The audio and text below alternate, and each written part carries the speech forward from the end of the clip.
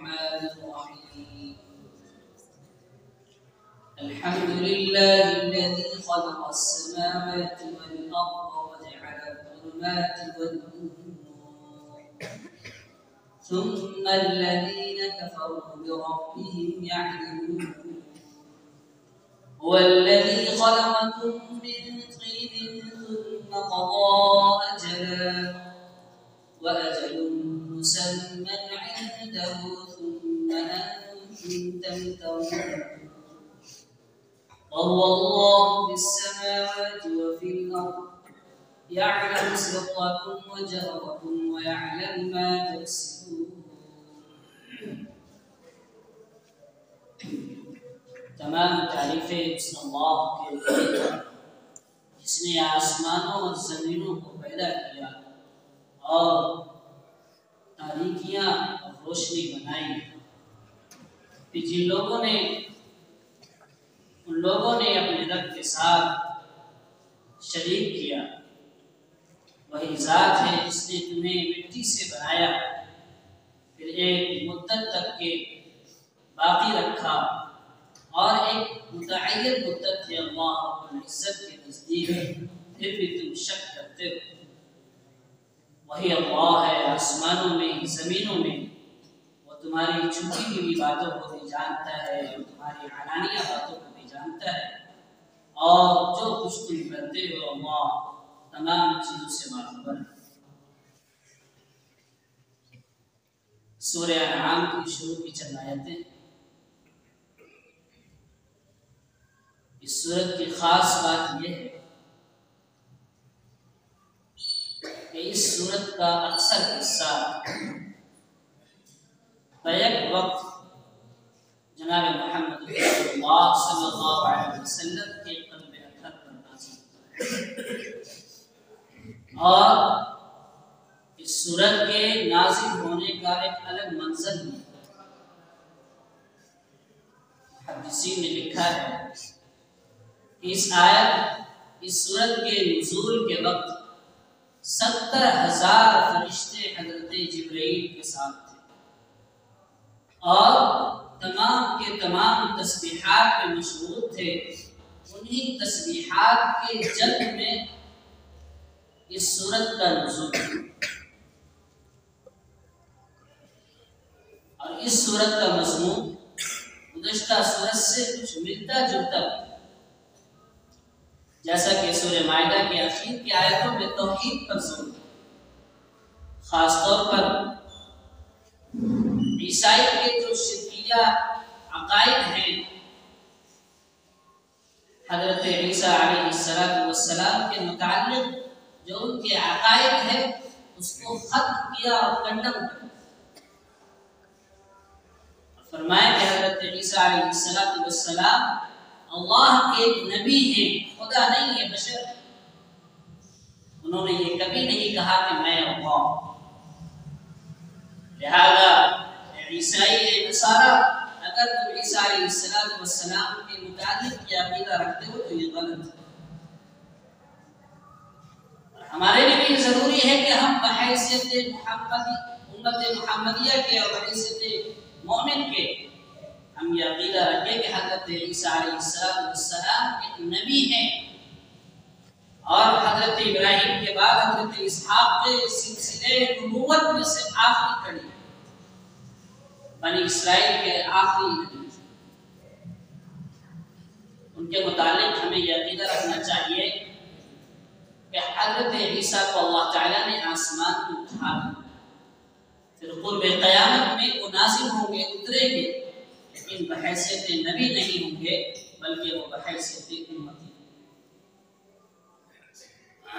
لیکن ان کا نزول نہیں ہوا اگر کوئی گزشتہ زمانے میں یا ابھی بھی کوئی کہتا ہے کہ میں عیسیٰ مسیح ہوں تو اس کی دعویٰ غلط ہے بالکل خارج ہے چنانچہ قادیانی نے اس کا دعویٰ کیا علماء اسلام نے اس کا فتویٰ جاری کیا کہ وہ اسلام سے خارج ہے اس سورت کے ابتدائی آیات میں بھی اسی توحید کے مضمون پر خاص توجہ ہے اللہ رب العزت فرماتے ہیں کہ تمام تعریفیں اللہ کے لیے اور یہ بتانے کی چیز نہیں ہے اور اللہ کو ستائش کی ضرورت بھی نہیں ہے، اس لیے کہ اس دنیا کی ہر چیز اللہ کی تعریف اور اللہ کی تسبیح پر کھڑا ہے۔ اس دنیا کا ہر حصہ اور ہر چیز اللہ کی تسبیح اور تحمید بیان کرنے کے لیے کافی ہے، اور اس رب ذوالجلال کی تعریف کیوں نہ ہو جس نے آسمانوں کو اور زمینوں کو بنایا۔ آسمان بھی متعدد ہے، زمین بھی متعدد ہے، اللہ رب العزت نے اسے بنایا۔ انسانوں کی نظر میں آسمانوں اور زمینوں کی پیدائش ایک یہ بڑا کام ہے، عالم اکبر ہے، اس چیز کو بڑی غور سے دیکھتے ہیں اور آسمانوں اور زمینوں میں بے پناہ غور کرتے ہیں۔ آسمانوں پر کمندے ڈالتے ہیں، پہنچتے ہیں، چاند سورج تک جاتے ہیں، زمین کے تہ تک جاتے ہیں، مختلف قسم کی کھوج کرتے ہیں۔ آخر یہ آسمان اور یہ زمین کس نے بنائے؟ یقیناً اللہ رب العزت۔ جب ان چیزوں کا بنانے والا خدا ہے، عبادت کا مستحق وہی، عبادت کا حقدار وہی، لہذا رب اللہ رب العزت کے علاوہ کسی اور کی پرستش کی جائے یہ غلط ہے۔ اگر کوئی عقیدہ رکھے کہ اللہ کے علاوہ کوئی دوسرا خدا بھی ہے تو اس کا یہ عقیدہ، اس کی یہ بات نہیں۔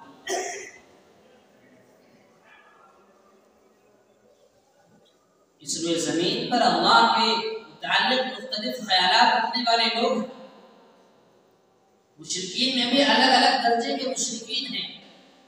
بعض کے یہاں آسمان اور زمین اللہ رب العزت کے درجہ رکھتا ہے۔ اللہ رب العزت نے فرمایا اس کو تو ہم نے بنایا، یہ میرے کیسے برابر ہو سکتا؟ اور اس کے درمیان میں بہت ساری چیزوں کو تم معبود سمجھتے ہو، ان ساری چیزوں کو میں نے بنایا، وہ معبود کیسے ہو سکتا؟ لہذا بعض قومیں آسمانوں کو، بعض قومیں چاند کو، بعض قومیں سورج کو۔ مشرکین کی تو حد یہ ہے کہ پہاڑ کے الگ الگ عزت کو معبود بنانے کا قسم۔ اللہ رب العزت نے ان سب کے خیالات کو باطل کر دیا، فرمایا کہ اللہ نے آسمان اور زمین کو بنایا، وہ خود مخلوق ہے، وہ خالق نہیں ہے۔ خالق تو میں ہوں، لہذا میری بات ہے۔ وَجَعَلَ الظُّلُمَاتِ وَالنُّورَ، اللہ رب العزت نے تاریکیاں، اندھیریاں اور روشنی بھی پیدا کی۔ اللہ نے اس کو بنایا۔ حدیثوں میں ہے یہ ساری چیزیں تاریکیوں میں ہیں، اندھیریوں میں ہیں، ظلمت ہی ظلمت ہے۔ اللہ رب العزت نے اپنی روشنی اس پر، روشنی کا ایک حصہ اس اندھیریوں پر، تاریکیوں پر ڈالا۔ جس حصے پر روشنی پھیل گئی راہ ہوگا، ہدایت پانے والا۔ چنانچہ مفسرین کہتے ہیں کہ ظلمات سے مراد کفر کی تاریکیاں، کفر کی اندھیریاں، والنور اور یہ ایمان کی روشنی۔ اندھیریاں مختلف ہو سکتی ہیں، کفر اور شرک کے راستے اور طریقے الگ الگ ہو سکتے ہیں، لیکن روشنی تو صرف ایک راستے پر ہے، نور تو صرف ایک راستے۔ چنانچہ جناب محمد رسول اللہ صلی اللہ علیہ وسلم صحابہ کرام کے سامنے زمین پر پریکٹیکلی سمجھا رہے تھے کہ ایک لمبی لکیر کھینچی اور اس کے دائیں اور بائیں جانب چھوٹی چھوٹی ٹیڑھی میڑھی لکیریں کھینچی۔ اللہ کے نبی جناب محمد رسول اللہ صلی اللہ علیہ وسلم نے بیچ کی لمبی لائن پر انگلیاں رکھتے ہوئے ارشاد فرمایا وَأَنَّ هَذَا صِرَاطِي مُسْتَقِيمًا فَاتَّبِعُوهُ۔ قرآن کریم کی آیت، یہ ہے میرا راستہ، یہ ہے اللہ تک پہنچنے والا راستہ، یہی ہے سیدھا راستہ جو جنت تک لے جائے گا، یہی سیدھا راستہ ہے جس میں روشنی ہے، نور ہے، ہدایت ہے، لہذا اسی پر چلو، اس کے علاوہ کرنا چاہیے۔ اللہ کے نبی نے ہم سب کو سمجھا دیا سیدھی لکیر جو اللہ تک پہنچنے والی، اسی پر چلنا ہے۔ زندگی کی مختلف راہوں پہ، مختلف گوشوں میں، مختلف موڑ پر یہ سب راستے آئیں گے، ان کو پکڑنا نہیں ہے، ان پر چلنا نہیں ہے، بلکہ اللہ رب العزت نے جس میں ہدایت رکھی ہے، جس میں روشنی رکھی ہے، جس کو تاریکیوں سے محفوظ رکھا ہے، جس کو اپنے تک پہنچایا، اسی راستے پر چلنا۔ اللہ رب العزت نے ظلمات کو جمع کا صیغہ ارشاد فرمایا نور واحد، وجہ اس کی یہی ہے کہ ظلمات تاریکیاں یہ مختلف طریقے سے ہو سکتی ہے، شرکی عقائد مختلف طریقے سے ہو سکتے ہیں، لیکن روشنی تو ایک طریقے سے۔ چنانچہ ایک فرقہ ہے فرقہ مجوس، اس کا کہنا بھی یہی ہے کہ روشنی اور بھلائی کا پیدا کرنے والا الگ، کفر اور تاریکی کو، خراب چیزوں کو پیدا کرنے والا الگ۔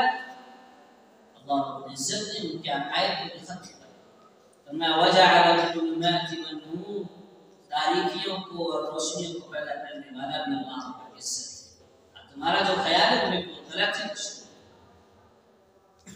چنانچہ اللہ تعالیٰ نے تیسرے پارے کے صفحہ نمبر 2 پر پہلی لائن میں ارشاد فرمایا اللہ ولی الذین آمنوا یخرجهم من الظلمات الى النور، کہ اللہ کے دوست، اللہ کے ولی وہ لوگ ہیں، اللہ کے قریبی وہ لوگ ہیں جو دوسروں کو تاریکیوں سے نکال کر روشنی کی طرف لے، یعنی کفر کی اندھیریوں سے، کفر کی تاریکیوں سے نکال کر ایمان کی روشنی کی طرف لے۔ اکثر ائمہ مفسرین یہ کہتے ہیں کہ ظلمات سے مراد کفر کی تاریکیاں ہیں اور نور سے ایمان کی روشنی۔ ثم الذین کفروا بربهم یعدلون، جب یہ باتیں سمجھ میں آ گئی کہ یہ دنیا، اس دنیا کی ہر چیز کا پیدا کرنے والا اللہ رب العزت ہے، تو اللہ ہی کی عبادت کرنی چاہیے، اللہ کی ذات میں، اللہ کی صفات میں، اللہ کی ربوبیت میں کسی کو بھی شرک کی اجازت نہیں ہے، شرک نہیں کرنا چاہیے۔ پھر بھی اللہ فرماتا ہے جو لوگ انکار کرنے والے ہیں، کافر ہیں، وہ اپنے رب کے ساتھ شریک ہیں۔ مشرکین اللہ کو کسی درجے میں تصور کرتے ہیں، لیکن بتوں کو ان کے چھوٹے نائبین تصور کرتے ہیں کہ یہ ان کے سارے کام کاج کرتے ہیں، یہ ہماری سفارشی ہے۔ یہود کہتے ہیں وقالت الیہود عزیر ابن اللہ، حضرت عزیر کو اللہ کا بیٹا قرار دیتے ہیں، اس کے بھی مشرک۔ وقالت النصارى مسیح ابن اللہ، کہتے ہیں عیسائی کے حضرت عیسیٰ علیہ السلام یہ اللہ کے بیٹے ہیں، اللہ کی روح ہے، اللہ کی جان ہے، تین خداؤں میں سے ایک خدا ہے، لہذا یہ بھی مشرک ہے۔ اور مختلف قسم کی شرک کے درجے رکھتے ہیں، شرک کے عقائد رکھتے ہیں۔ اللہ رب العزت ان سب کا خاتمہ فرمائے۔ آگے اللہ ارشاد فرماتا ہے هو الذی خلقکم من طین ثم قضى اجلا، وہی خدا ہے جس نے تمہیں مٹی سے بنایا، مٹی سے بنایا۔ پوری دنیا کی تخلیق میں غور کرنے سے جو یقین پیدا ہوتا ہے، انسان کو اگر انسان کی تخلیق میں اگر غور کیا جائے تو اس سے زیادہ یقین اور ایمان ہوتا ہے۔ دنیا عالم اکبر، عالم کبیر، لیکن انسان کی خود تخلیق اور پیدائش عالم صغیر سے کم ہے۔ اگر کوئی انسان اپنی تخلیق میں غور کر لے تو اللہ رب العزت کا تصور اور اللہ رب العزت پر یقین بے حد درجہ اضافہ ہوتا ہے۔ چنانچہ انسان کی تخلیق بڑی معیاری ہوئی، اللہ نے کیا سمجھ عنایت فرمائی، کیا فتانائش تھی، کیا فہمائش تھی، کیا گویائی تھی، کیا طاقت و قوت تھی، ہر چیز کو بڑے اچھے انداز سے سانچے میں، بڑے اچھے سانچے میں ڈالا ہے۔ خلقنا الانسان فی احسن تقویم، بڑے اچھے سانچے میں ڈالا، بڑا خوبصورت بنایا۔ انسان کی تخلیق شروع سے لے کر آخر تک یہ خود ایک عالم اصغر ہے، اگر اسی میں غور کرے تو انسان کو اللہ رب العزت پہ یقین آ جاتا ہے اور وہ مومن ہے۔ اس لیے کہ اللہ رب العزت نے ہم سب کو مٹی سے پیدا کیا، مٹی سے دیا گیا تو اس لیے کہ اللہ تعالیٰ نے حضرت آدم علیہ السلام جو ہمارے سب کے باپ ہیں، ان کا خمیر مٹی سے تیار کیا، زمین کے مختلف حصوں کی مختلف مٹیوں کو جمع کیا گیا، اس سے خمیر تیار کیا۔ اب ہر مٹی کی خصلت اور عادت الگ ہوتی ہے، کالی ہے، جو ہے اس میں لال پن ہے، اور مختلف قسم کی مٹیاں ہیں، یہ کوئی نرم ہے، کوئی سخت ہے۔ جب اتنی مٹیاں مل گئی ہے تو انسان کی رنگت بھی الگ ہے، انسان کی بولی بھی الگ ہے، انسان کی عادتیں بھی الگ ہے، کچھ نرم مزاج ہیں اور کچھ سخت مزاج ہیں، ہر قسم کے انسان پائے۔ اللہ رب العزت کی مٹی سے ہم سب اب اس اعتبار سے بھی کہہ سکتے ہیں کہ ہم سب کی پیدائش نطفے سے ہوتی ہے، نطفہ منی، اور منی کی تخلیق غذا سے ہوتی ہے اور غذا مٹی سے. دونوں اعتبار سے انسان کی تخلیق اور پیدائش میں مٹی کا بڑا فرق ہے، اور انسان ایک مدت گزار کر واپس مٹی نہیں جاتا. تو اللہ رب العزت نے انسانوں کو جو سانچے میں ڈھالا ہے، اس کی تخلیق کا جو پیمانہ رکھا ہے، قرآن کریم کے مختلف سورتوں کے مختلف آیاتوں میں اس کا تذکرہ کیا ہے. وَمَا وَفِي أَنفُسِكُمْ، اگر تم اپنی ذات میں غور کرو گے تو تمہیں اللہ کے یقین. عرب میں ایک دیہاتی تھا، اس سے کسی نے پوچھا کہ تمہیں خدا کا تصور رکھتے ہو، تمہیں اس پر کیا کریں؟ کہنے لگا عجیب بات کرتے ہو. جب ایک راستے سے اگر اونٹوں کا ایک قافلہ گزر جائے، گزرنے کے بعد پتہ لگا لیتے کہ یہاں سے اونٹ کی بیٹیاں اونٹ کے گزرنے پر دلالت کر سکتے،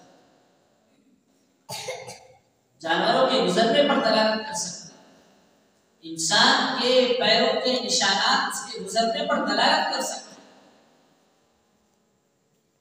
یہ اتنا بڑا آسمان، اتنی بڑی زمین، اتنی بڑی دنیا، اس کے اندر اللہ کی پیدا کردہ بڑی بڑی چیزیں، یہ اللہ کی ذات پر دلالت نہیں کرتی، یقیناً دلالت کرتی ہے. اور یہی سب ثم قضى اجلا، پھر انسان کو پیدا کیا، اس کے لیے ایک مدت. ایک انسان کی ذاتی موت ہوتی ہے، وہ ذاتی قیامت ہے، اور ایک پورے بنی نوع انسانی بنی نوع آدم کی ایک قیامت ہے، اس میں سب چیز کو فنا ہونا ہے، جتنی چیزیں وجود میں آئی سب کے سب ایک ختم. تو اللہ رب العزت کی نے ہر ایک کی طبعی موت رکھی ہے، وہ بھی اس کے لیے قیامت ہے. اس کا عمل کا معیار وہیں ختم ہو گیا، اس نے کیا کھویا کیا پایا وہ بعد میں سمجھ میں آئے گا، لیکن جو کچھ کرنا ہے اسی دنیا میں کرنا ہے. یہ ہمارے لیے ایک وقت مقرر فرمایا، اور پوری دنیا کے لیے اللہ نے مقرر فرمائی جو اللہ ہی کو، اور ہر شخص کی موت یقینی ہے، کوئی بھی اس کا انکار نہیں کر سکتا. لہذا ہر شخص کی اپنی قیامت کا کوئی انکار نہیں کر سکتا، تو پوری دنیا کی قیامت کا انکار کیسے کر سکتا؟ لہذا جو مشرکین مکہ کہتے تھے کیا ایک دن ایسا بھی آئے گا ہم سب مر جائیں گے، دوبارہ زندہ کیے جائیں گے، اِذَا مِتْنَا وَكُنَّا تُرَابًا ذَلِكَ رَجْعٌ بَعِيدٌ، سمجھ سے مرے ہیں، ایسا نہیں ہو سکتا. اللہ نے کہا تم مر رہے ہو، ایک دوسرے کے سامنے تمہاری زندگی چلی جا رہی ہے، اس کو روکنے کی سکت اور طاقت نہیں رکھتے ہو، یہ اس کے لیے موت، اس کے لیے قیامت ہے. اسی سے پتہ چلتا ہے کہ ساری انسانیت کا ایک دن خاتمہ ہونا ہے، پھر اللہ رب العزت کی بارگاہ میں حاضر ہونا ہے. قیامت کب آئے گی؟ اللہ سے پہلے. اسألونک عن الساعة أيان مرساها، یہ لوگ آپ سے قیامت کے بارے میں پوچھتے ہیں، اللہ کب قیامت نازل فرمائے گا؟ اس چیز کا علم تو اللہ ہمارے پاس نہیں ہے، اللہ کے نزدیک ہے، مقررہ وقت ہے. اس کے آنے سے پہلے ہم سب کو اپنے بارے میں سوچنا چاہیے، اپنی تزکیہ کرنی چاہیے، اپنی فکر کرنی چاہیے، اپنے ایمان کو، اپنے یقین کو، اپنے توکل کو، اپنے اعتماد کو، اپنے اعمال کو بنانے کی فکر کرنی چاہیے. خلاصہ اس آیت میں یہ ہے کہ اللہ رب العزت نے توحید پر توجہ کہ انسان کو توحید کے مرکز پر قائم رہنا چاہیے، شرک میں مبتلا ہونے سے اپنے آپ کو بچانا چاہیے، اس لیے کہ پوری دنیا کا سب کا خالق وہی ہے، اور ایک دن سب وہی مر کر پہنچیں گے. ثم إلى ربكم ترجعون، تو پھر کس کی تخلیق، پھر کس کی پیدائش، کس کی عبادت کی جائے؟ یقین اللہ رب العزت کی پیدائش عبادت کی جائے گی. اللہ فرماتا ہے وَهُوَ اللَّهُ فِي السَّمَاوَاتِ وَفِي الْأَرْضِ، وہی اللہ ہے آسمانوں میں بھی زمینوں میں. الگ الگ اللہ نہیں ہے.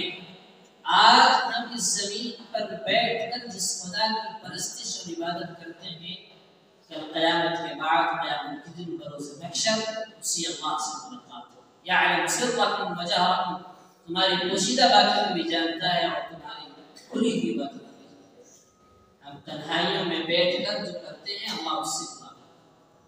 ہم اپنے ذہنوں میں جو غلط خیالات اور تصورات رکھتے ہیں اللہ اس سے بھی جانتا ہے. اللہ اس پر گرفت کر سکتا ہے، پکڑ کر سکتا ہے. تو اللہ ہماری باطنی اور ہماری ظاہری ہر اعمال سے باخبر ہے۔ ہم جو کچھ کرتے ہیں، جو کچھ سوچتے ہیں، دوسرے کے بارے میں خیالات رکھتے ہیں، اللہ تمام چیزوں سے باخبر ہے۔ لہذا ہم کل قیامت کے دن ان سوچ سے، ان تصورات سے، ان اعمال سے اپنے آپ کو چھپلا نہیں سکتے۔ یہ نہیں کہہ سکتے کہ ہم نے نہیں کیا، یا ہم نے نہیں سوچا، یا ہم نے ایسا کوئی قدم نہیں اٹھایا۔ اللہ رب العزت تمام چیزوں سے باخبر ہے، لہذا اسے اللہ رب العزت کی عبادت کرنی ہے اور دادم حیات اسی کی عبادت کرنی ہے۔ اللہ تعالیٰ سے دعا ہے کہ اللہ تعالیٰ ہم سبوں کو توحید کے معیار، اعلیٰ معیار پر قائم رکھے، شرک اصغر، شرک اکبر اور ہر قسم کی شرک سے ہم سب کی حفاظت فرمائے اور ہم سب کی ایمان